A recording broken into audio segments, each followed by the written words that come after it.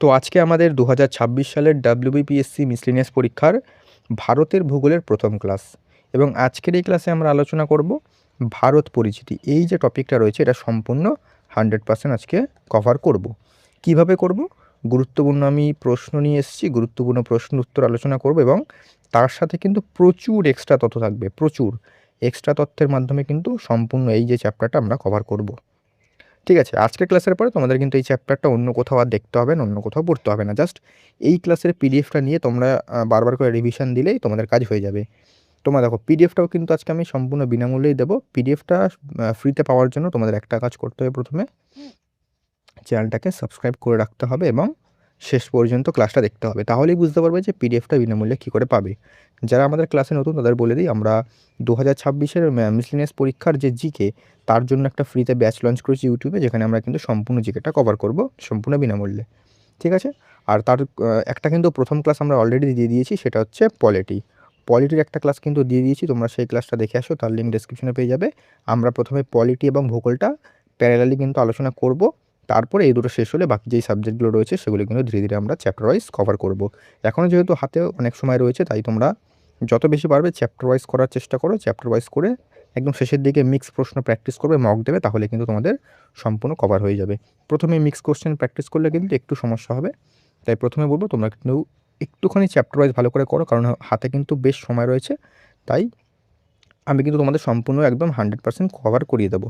ঠিক আছে, তো চ্যানেলটাকে কিন্তু অবশ্যই ফলো করে রেখো। আর পলিটির ক্লাসটা অবশ্যই দেখে আসো, তার লিঙ্ক ডিসক্রিপশনে দিয়ে দিয়েছি।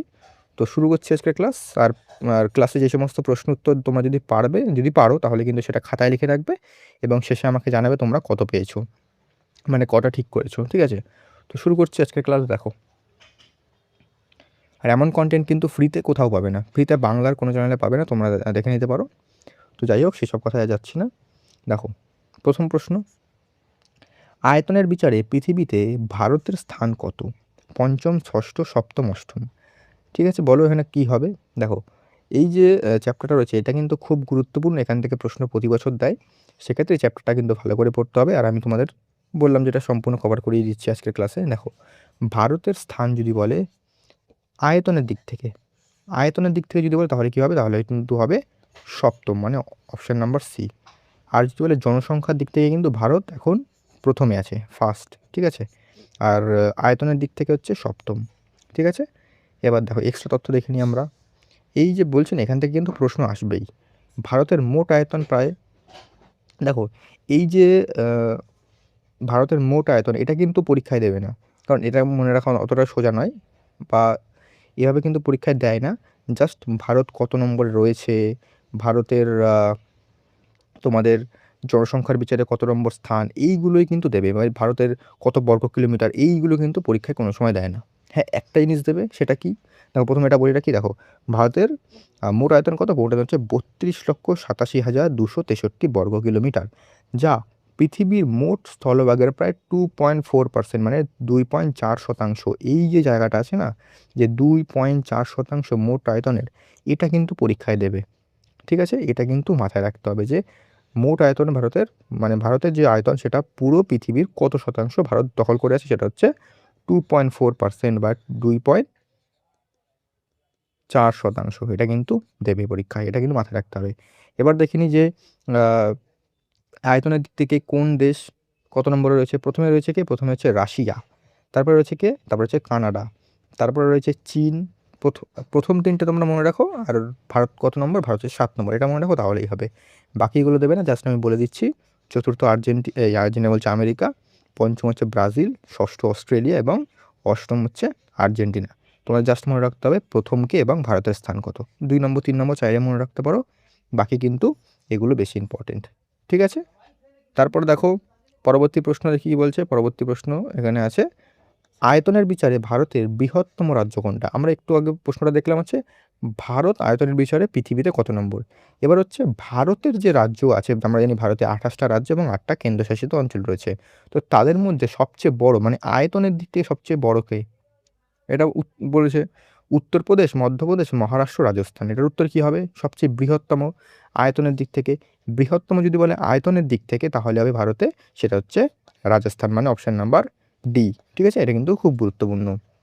এবার দেখো, উত্তর তোমাদের বলে দিলাম। এবার দেখো এই যে চার্টটা আছে না, এই টেবিলটা কিন্তু খুব গুরুত্বপূর্ণ। এখান থেকে কিন্তু প্রশ্ন অনেকবার দিয়েছে পরীক্ষায় এবং পরবর্তীতে কিন্তু দিতে পারে। তো এটা কিন্তু তোমরা চাইলে নোট করে নিতে পারো খাতায়। দেখো, এবার দেখো প্রথমে হচ্ছে বৃহত্তম রাজ্য আয়তনের দিক থেকে রাজস্থান, ক্ষুদ্রতম রাজ্য গোয়া। এবার হচ্ছে জনসংখ্যার দিক থেকে বৃহত্তম রাজ্য গিয়ে উত্তরপ্রদেশ। দেখো রাজস্থান হচ্ছে আয়তনের দিক থেকে বৃহত্তম, কিন্তু যদি বলে জনসংখ্যার দিক থেকে, মানে জনসংখ্যা মানে কার কোন রাজ্যে সবচেয়ে বেশি মানুষজন বসবাস করে, সেটা হচ্ছে উত্তরপ্রদেশ। সবচেয়ে কম মানুষ বসবাস করে হচ্ছে সিকিমে। তারপর হচ্ছে জেলা, জেলার যে আয়তন সেটা মানে এটা হচ্ছে রাজ্য, এবার হচ্ছে জেলা। কোন জেলা আয়তনের দিক থেকে বৃহত্তম, সেটা হচ্ছে কচ্ছ, গুজরাটে এটা অবস্থিত। এবং ক্ষুদ্রতম হচ্ছে মাহে, এটা কোথায়, এটা হচ্ছে পুদুচেরিতে। এবার কোন জেলা জনসংখ্যার দিক থেকে বৃহত্তম, সেটা হচ্ছে থানে, মহারাষ্ট্রতে। এটা মহারাষ্ট্রতে অবস্থিত। এবং ক্ষুদ্রতম কোনটা, সেটা হচ্ছে দিবাং ভ্যালি, অরুণাচল প্রদেশ। সেখানে সবচেয়ে কম মানুষ বসবাস করে এবং অরুণাচল প্রদেশের কিন্তু যে জনঘনত্ব সেটাও কিন্তু সবচেয়ে কম। এটাও কিন্তু মাথায় রাখবে, ঠিক আছে? তো এই চারটা থেকে কিন্তু প্রশ্ন দেয়, এগুলো কিন্তু অবশ্যই তোমাদের মাথায় রাখতে হবে। এবার দেখো পরবর্তী প্রশ্ন কি বলছে, খুব গুরুত্বপূর্ণ এটা। কর্কট ক্রান্তি রেখা ভারতের মোট কয়টি রাজ্যের ওপর দিয়ে গিয়েছে? 6টি, 7টি, 8টি, 9টি। এটা কিন্তু খুব গুরুত্বপূর্ণ প্রশ্ন। দেখো কর্কট ক্রান্তি রেখা যদি বলে যে ভারতের কটা রাজ্যের উপর থেকে গেছে, টপিক অফ ক্যান্সার, এটা কি হবে, এটা উত্তর হবে কিন্তু অপশন নাম্বার সি, 8টা। 8টা রাজ্যের উপর থেকে গেছে। এবার কোন কোন রাজ্য সেটা আমাদের মাথায় রাখতে হবে, কারণ প্রশ্ন কীভাবে দেবে আমি বলছি, একটু বলি তারপরে বলছি। দেখো পশ্চিমবঙ্গের কোন কোন জেলার উপর থেকে গেছে যদি বলে, তাহলে হচ্ছে 5টা জেলার উপর থেকে গেছে। আমি পশ্চিমবঙ্গের ভূগোলও কভার করাবো, তবে এখানে জেনে রাখো তোমরা কী কী। একটা হচ্ছে নদিয়া, পূর্ব বর্ধমান, পশ্চিম বর্ধমান, বাঁকুড়া, পুরুলিয়া। এর 5টা জেলার উপর দিয়ে গেছে। এবং এই জিনিসটা যেটা কিন্তু খুব গুরুত্বপূর্ণ, এটা কি, যে মাহি নদী আছে, ভারতের মাহি নদী, এই যে কর্কট ক্রান্তি রেখা আছে না, এটাকে 2বার কিন্তু অতিক্রম করেছে। এটা কিন্তু খুব গুরুত্বপূর্ণ, এটা কিন্তু পরীক্ষায় দেয়, এটা কিন্তু অবশ্যই মাথায় রাখবে। এবার কোন কোন রাজ্যের উপর থেকে গেছে দেখি। গুজরাট, দেখো এভাবে তোমার বুঝতে পারবে। এটা তো ভারতের ম্যাপ, এটা ঠিক আছে, এই যে গুজরাট, দেখো গুজরাট গেল।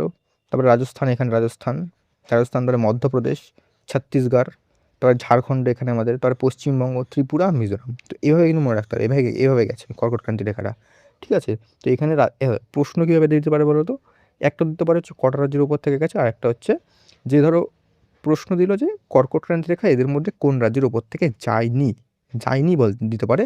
ধরো গুজরাট, রাজস্থান, মধ্যপ্রদেশ দিয়ে দিল, তার সাথে দিয়ে দিল তেলেঙ্গানা। তো উত্তর তেলেঙ্গানা হবে। তো এই যে কটা রাজ্য না, এটা তোমাদের একটুখানি মাথায় রাখতে হবে। তোমরা এভাবে যদি ভারতের ম্যাপটা যদি ঠিকঠাক করে মাথায় রাখতে পারো, তাহলে কিন্তু আরামসে মনে রাখতে পারবে। গুজরাট, এখানে গুজরাট, রাজস্থান, তারপরে তোমাদের মধ্যপ্রদেশ, ছত্তিশগড়, ঝাড়খণ্ড, তারপর পশ্চিমবঙ্গ, ত্রিপুরা, মিজোরাম। ব্যাস এভাবে মনে রাখলেই হয়ে যাবে কাজ। পরবর্তী প্রশ্ন দেখো কী বলছে। পরবর্তী প্রশ্ন বলছে ভারতের মূল ভূখণ্ড মানে মেইনল্যান্ড যেটা আছে, যে ভারতের ধরে ভারতে গিয়ে এটা হচ্ছে মেইনল্যান্ড। তারপরে এখানে আন্দামান নিকোবর আইল্যান্ড আছে, লাক্ষাদ্বীপ আছে। তো এই যেগুলো আছে, তো বলছে যে মেইনল্যান্ড মানে এই যে মেইনল্যান্ড, এটার দক্ষিণতম বিন্দু কোনটা, মানে একদম এক্সট্রিম সাউথ যে পয়েন্ট আছে এটা কোনটা, এটা কোন? ইন্দিরা পয়েন্ট, কন্যাকুমারী, কেপ ক্যামোরিন, ইন্দিরা কোল, কেবিথু। এটার উত্তর কী হবে? এটার উত্তরে কিন্তু অপশন নাম্বার বি, কন্যাকুমারী। এই যে কন্যাকুমারী বা কেপ ক্যামোরিন একই, যদি এক মানে প্রশ্ন কেপ ক্যামোরিন দিলে এটাও হবে, বা কন্যাকুমারী দিলে সেটাই হবে, মানে দুটোই একই নাম। এবার দেখো এই যে চারটা, এখান থেকেও প্রশ্ন আসে। প্রথমে দেখো, যদি প্রশ্ন থাকে যে মূল ভূখণ্ডের দক্ষিণতম বিন্দু, তাহলে হচ্ছে কন্যাকুমারী। যদি প্রশ্ন থাকে যে ভারতের দক্ষিণতম মানে কোনো রকমের মেইনল্যান্ড বা মূল ভূখণ্ড, সেটা যদি উল্লেখ করা না থাকে, তাহলে কিন্তু সেটা হবে ইন্দিরা পয়েন্ট। এটা কোথায়? এটা হচ্ছে আন্দামান নিকোবরে, ঠিক আছে? এটা মাথায় রাখবে।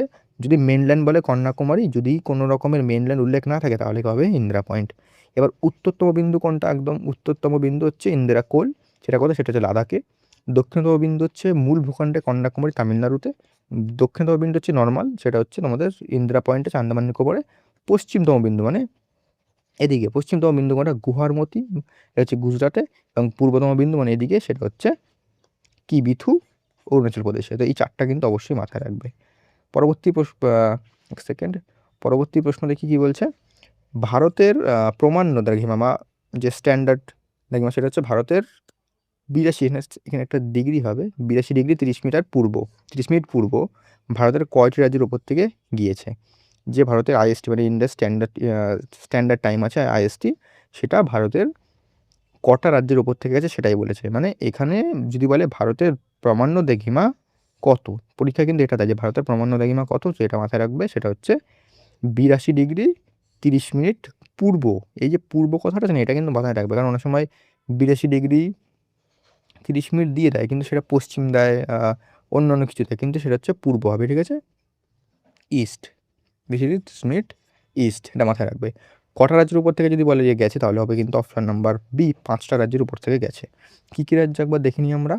দেখো প্রথমে হচ্ছে একটু দেখে নিই, দেখো আইএসটি বনাম জিএমটি।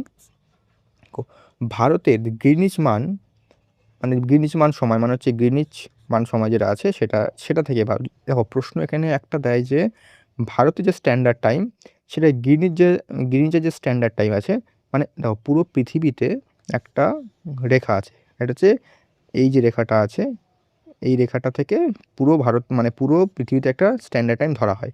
এই যে রেখাটা আছে না, এই রেখাটা হচ্ছে এই যে গ্রিনিচ মন্দির আছে, গ্রিনিচ মন্দিরের উপর থেকে গেছে বলে এটার নাম হচ্ছে গ্রিনিচ টাইম দিয়েছে, ঠিক আছে? তো এটাই বলছে যে ভারতের যে স্ট্যান্ডার্ড টাইম, মানে প্রত্যেক দেশের কিন্তু আলাদা আলাদা করে স্ট্যান্ডার্ড টাইম আছে, ঠিক আছে? তো এই ভারতের যে স্ট্যান্ডার্ড টাইম, এটা গ্রিনিচের যে স্ট্যান্ডার্ড টাইম আছে সেটা থেকে কত মিনিট এগিয়ে বা পিছিয়ে সেটা পরীক্ষা দেয়। সেটা যদি বলে তাহলে কী হবে, 5 ঘন্টা 30 মিনিট এগিয়ে, ঠিক আছে? এটা জাস্ট মনে রাখবে, 5 ঘন্টা 30 মিনিট এগিয়ে, ঠিক আছে? এবার দেখো অবস্থান, এই রেখাটি উত্তরপ্রদেশের মির্জাপুরের, অনেক বইতে কিন্তু এলাহাবাদ পুরবের উল্লেখ থাকে, মানে মেন হচ্ছে মির্জাপুরটাই দেবে। আমি বিভিন্ন বই ঘেঁটে দেখেছি বা তোমাদের বিভিন্ন পরীক্ষার প্রশ্নপত্রের যে উত্তরগুলো সেগুলো দেখেছি যে মির্জাপুর থেকেই মানে মির্জাপুরটাই দেয়। তো এটা কিন্তু মাথায় রাখবে, মির্জাপুর বা এলাহাবাদ দুটো একসাথে দেবে না, দিলে যে কোনো একটা দেবে, তোমরা কিন্তু মির্জাপুর দেবে, মির্জাপুরই করে দেবে। কোন কোন রাজ্যের উপর থেকে গেছে একবার বলি, উত্তরপ্রদেশ, মধ্যপ্রদেশ, ছত্তিশগড়, উড়িষ্যা, অন্ধ্রপ্রদেশ। আবার এভাবেই মনে রাখতে পারবে, এই যে এই উত্তরপ্রদেশ, এই যে এইখানটাতে উত্তরপ্রদেশ, তারপর হচ্ছে মধ্যপ্রদেশ, ছত্তিশগড়, ঝাড়খণ্ড, এইভাবে তোমরা মনে রাখতে পারবে, এইভাবে গেছে, ঠিক আছে? এবার হচ্ছে কমন পয়েন্ট, মানে ছত্তিশগড় এবং মধ্যপ্রদেশ এই দুটি রাজ্যের উপর থেকে কর্কটক্রান্তি রেখা এবং ভারতের প্রামাণ্য দ্রাঘিমা উভয় অতিক্রম করেছে। মানে এই যে ভারতের, এই যে এটা হচ্ছে তোমাদের কর্কটক্রান্তি রেখা, এটা হচ্ছে তোমাদের প্রামাণ্য দ্রাঘিমা রেখা, ঠিক আছে? তো এই যে জায়গার দৌড় কোথায় মিলেছে, সেটা হচ্ছে ছত্তিশগড় এবং মধ্যপ্রদেশ, এটা কিন্তু মাথায় রাখতে হবে, ঠিক আছে? তো এগুলো জাস্ট মনে রাখবে, কোন কোন রাজ্যের উপর থেকে গেছে নাকি, এগুলো মাথায় রাখলেই হবে। পরবর্তী প্রশ্ন কি বলছে দেখো, পরবর্তী প্রশ্ন বলছে ভারতের সাথে কোন প্রতিবেশী দেশের আন্তর্জাতিক স্থল সীমানা দীর্ঘতম, সবচেয়ে বেশি স্থল সীমানা কত?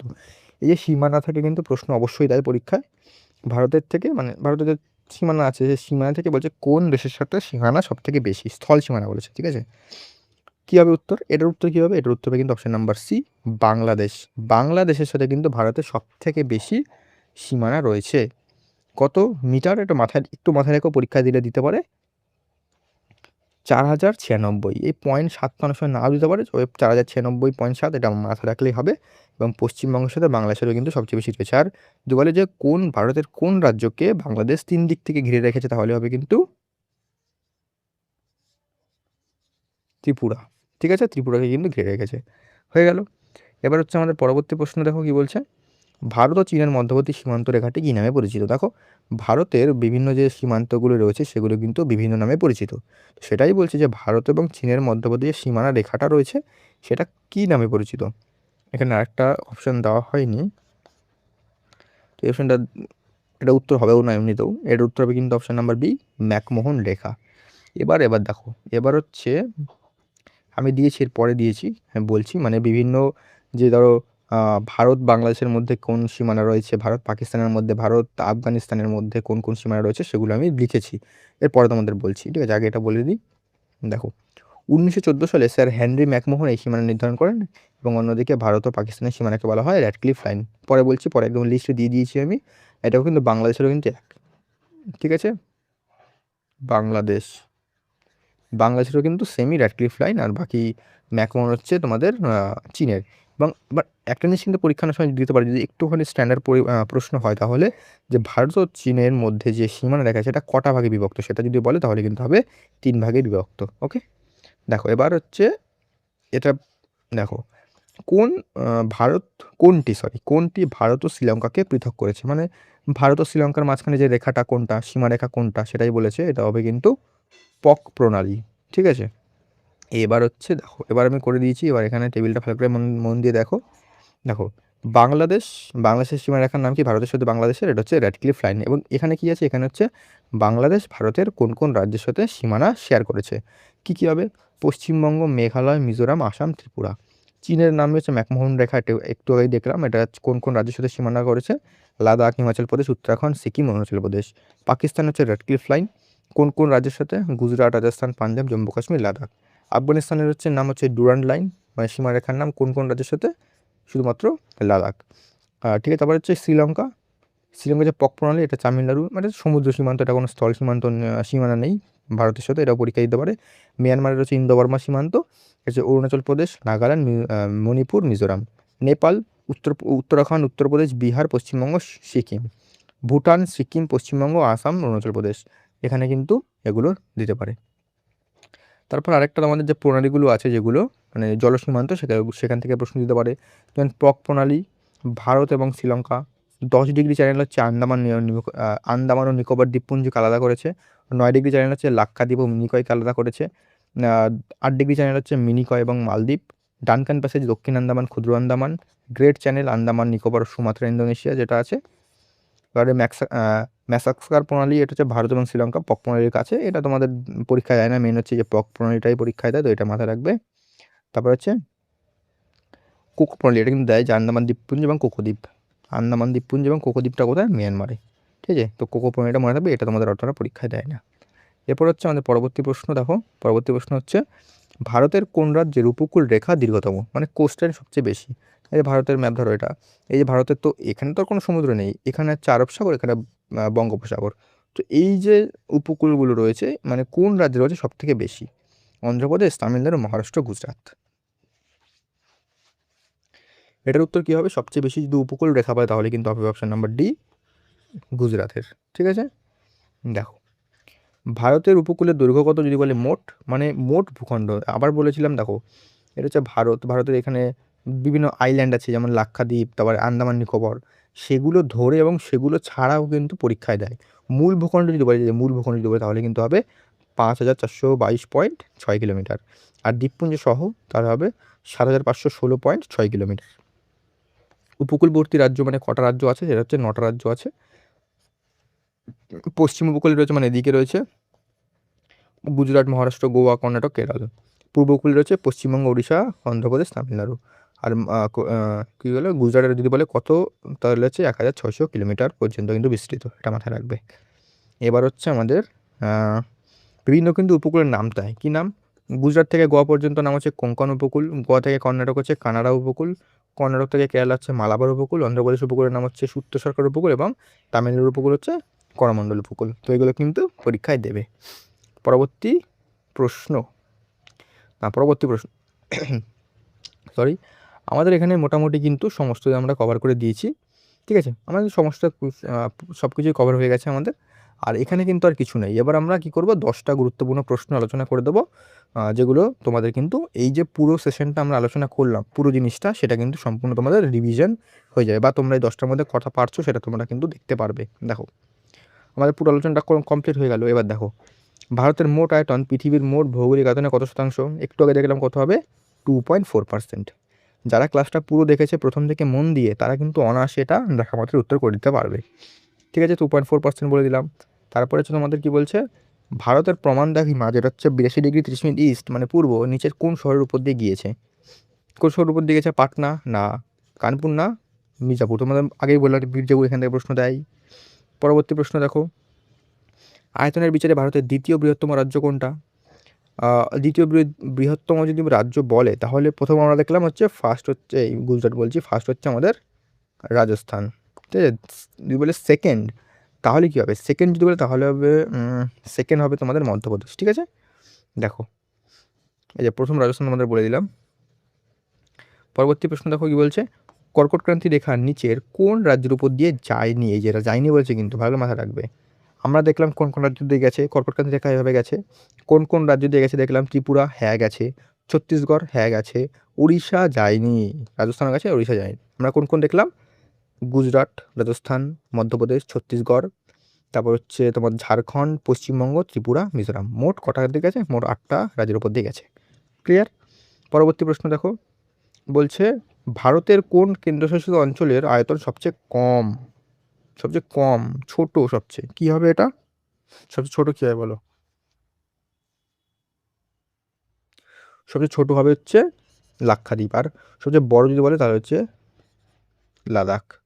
ঠিক আছে, এই যে আয়তন মাত্র 32 বর্গ কিলোমিটার, আর লাদাখ হচ্ছে সবচেয়ে বড় লার্জেস্ট কেন্দ্রশাসিত অঞ্চল। তারপর দেখো পরবর্তী প্রশ্ন, ডানকান প্যাসেজ নিচের কোন দুটির মাঝখানে অবস্থিত? ডানকান প্যাসেজ বলো কী হবে? ডানকান প্যাসেজ আমরা একটু আগে দেখলাম, এটা হচ্ছে দক্ষিণ আন্দামান এবং ক্ষুদ্র আন্দামান। ঠিক আছে, পরবর্তী প্রশ্ন দেখো, ভারতের উত্তরতম বিন্দু কোনটা? কী হবে উত্তরতম বিন্দু? হচ্ছে ইন্দ্রাকোল।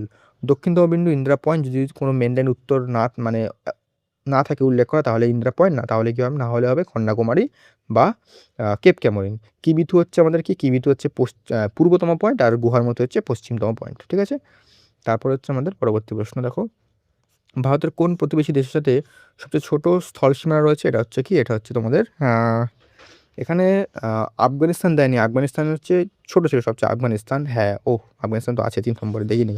আফগানিস্তান হবে, আফগানিস্তান কত? রাফলি 1.6, রাফলি না 1.6 পয়েন্ট সামথিং কিছু, তাহলে 1.6 কিন্তু পরীক্ষায় দেয়। তারপরে দেখো পরবর্তী প্রশ্ন, ভারতের দক্ষিণ বিন্দু ইন্দিরা পয়েন্ট কোথায় অবস্থিত? ইন্দিরা পয়েন্ট কোথায় অবস্থিত দেখলাম আমরা, গ্রেট নিকোবরে। তারপরে দেখো, ভারতের পূর্ব উপকূলের দক্ষিণ অংশটি কী নামে পরিচিত? পূর্ব উপকূলে, যে পূর্ব উপকূল, এই সরি পূর্ব উপকূল এটা না, এই যে পূর্ব উপকূল দক্ষিণ অংশ মানে এই জায়গাটা কী নামে পরিচিত? এটা হচ্ছে করমণ্ডল। ঠিক আছে, ঠিক আছে, তো এই ছিল আমাদের গুরুত্বপূর্ণ প্রশ্ন আমরা আলোচনা করে নিলাম। দেখো আমরা কী করলাম, প্রথমে আমরা প্রশ্ন উত্তর মাধ্যমে সম্পূর্ণ যে ভারত পরিচিতি সম্পূর্ণ আলোচনা করলাম, প্রশ্ন উত্তর মাধ্যমে সম্পূর্ণ আমরা কভার করলাম। তারপরে আমরা গুরুত্বপূর্ণ 10টা প্রশ্ন উত্তর আলোচনা করে দিলাম, যাতে কি আমাদের পুরো যে আমরা সেশনটা নিলাম তার একটা রিভিশন হয়ে যায়। ঠিক আছে, তো এইখান থেকে কিন্তু এর বাইরে কোনো প্রশ্ন দেবে না, তোমরা কয়েকটা দেখতে পারো। আর আমি এই যে চ্যাপ্টারগুলো কভার করানোর পর মিক্সড কোশ্চেন কিন্তু প্র্যাকটিস করাবো, মিক্সড কোশ্চেন প্র্যাকটিস করাবো, রিভিশন সেশন নিয়ে আসবো, তারপরে ওয়ান লাইনার নিয়ে আসবো, সমস্ত কিছু কিন্তু হবে। আর পিডিএফটা কোথায় পাবে? পিডিএফটার জন্য তোমরা কিন্তু অবশ্যই চ্যানেলটাকে সাবস্ক্রাইব করে আমার যে টেলিগ্রাম আছে, টেলিগ্রামের লিঙ্ক ডিসক্রিপশনে দিয়ে দিচ্ছি, সেখান থেকে কিন্তু পেয়ে যাবে। আর অবশ্যই বলবো যে পলিটির ক্লাসগুলো দিয়েছি সেটাও দেখে আসো, তার লিঙ্ক ডিসক্রিপশনে রয়েছে। আর এর পরবর্তীতে আমরা পরবর্তীতে কী আলোচনা করবো? পরবর্তীতে আমরা যাব হিমালয় বা পর্বতসমূহ, এগুলো কিন্তু আমরা পুরো হিমালয়টা কিন্তু আমরা কভার করব পরবর্তী ক্লাসে। ঠিক আছে, তো অবশ্যই কিন্তু একটা লাইক দিয়ে দিও ক্লাসটাকে, যাতে কিন্তু পরবর্তী ক্লাসটা আরও তাড়াতাড়ি আসতে পারে। ঠিক আছে, আর প্রত্যেক সপ্তাহে আমি দুটো বা তিনটে স্ট্যাটিক জিকেরও ক্লাস ওয়ান শট নিয়ে আসবো। ঠিক আছে, তো দেখা হচ্ছে নেক্সট ক্লাসে।